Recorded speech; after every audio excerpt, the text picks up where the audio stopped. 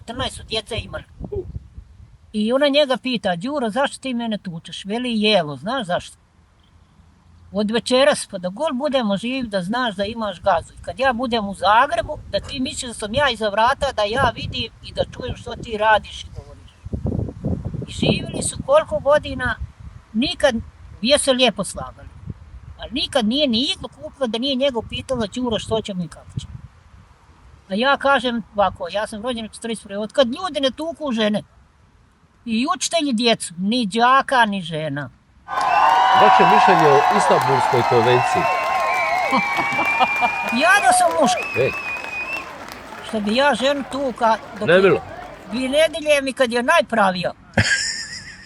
A danas čovjek istuče ženu, ona njega tuži policiji. Je to Ti to ima?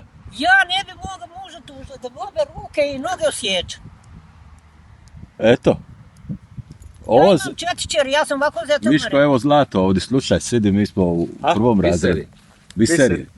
Ja sam ovako rekao mojim zetovima, udrite dok možete, nemojte dozvoliti da te žena zamagarči. Ako te žena zamagarči, da izvineš, gotov si. Ostavit će i tebe i djecu i da izvineš, prokuva se i ode po drugome u krevet. I to mi žena. Jebem joj nanu i ko bi je držao da sva zlatno.